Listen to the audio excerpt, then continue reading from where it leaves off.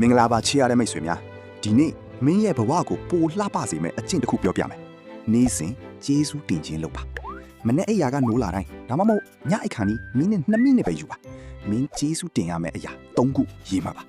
ရိုးရှင်းတဲ့အရာတွေဖြစ်နိုင်တယ်နေရောင်ကြီးကောင်းကောင်းရတာတငယ်ချင်းတယောက်ရဲ့ message ကိုကျမ်းမာနေတာဘာကြောင့်ဒီအကျင့်ကအားကောင်းရတာလဲ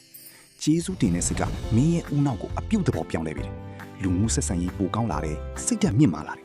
မင်းပတ်ဝန်းကျင်ကိုပိုချစ်လာမယ်လူတွေနဲ့ပိုနီးစပ်လာမယ်ဒီနေ့စမ်းကြည့်ပါတပတ်လုံးကြည့်ရင်မင်းဘဝပြောင်းသွားမှသိချတယ်ကျေးဇူးတင်ပါဘဝကပိုလှပလာမယ်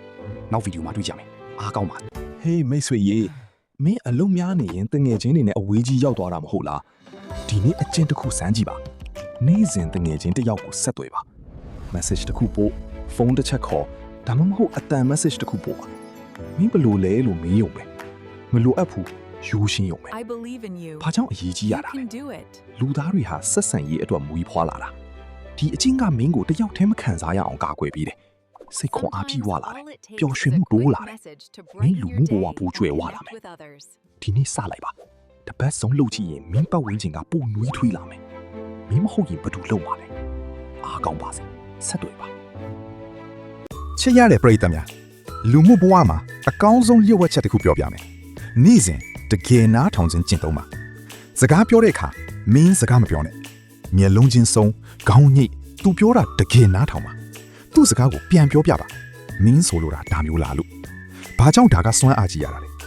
လူတိုင်းနားထောင်ခံခြင်းကြတယ်မင်းနားထောင်ရင်သူတို့တန်ဖိုးရှိတယ်လို့ခံစားရမယ်မင်းဆက်ဆံရေးပိုနဲ့ဆိုင်လာမယ်ယုံကြည်မှုတည်ဆောက်လာမယ်မင်းကိုလူတွေပိုချစ်လာမယ်ဒီနေ့စမ်းကြည့်ပါ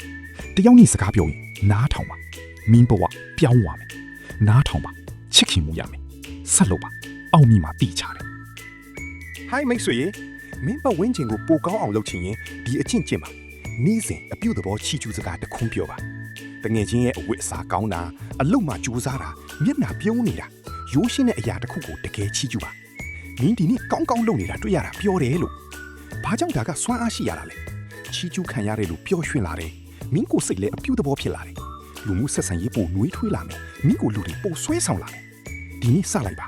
တယောက်ကိုချီကျူးပါမင်းဘဝပိုလင်းလက်လာမယ်ချီကျူးပါချစ်ခင်မှုပြန်ရမယ်အားကောင်းပါစေ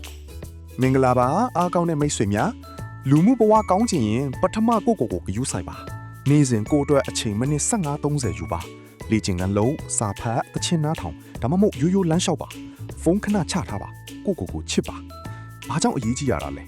ကိုယူဆိုင်ရင်စိတ်ခွန်အားပြေဝလာတယ်မင်းပျော်ရွှင်ရင်ပတ်ဝန်းကျင်ကိုပျော်ရွှင်မှုပေးနိုင်တယ်လူမှုဆက်ဆံရေးပိုကောင်းလာတယ်စိတ်ဓာတ်မြင့်မားလာတယ်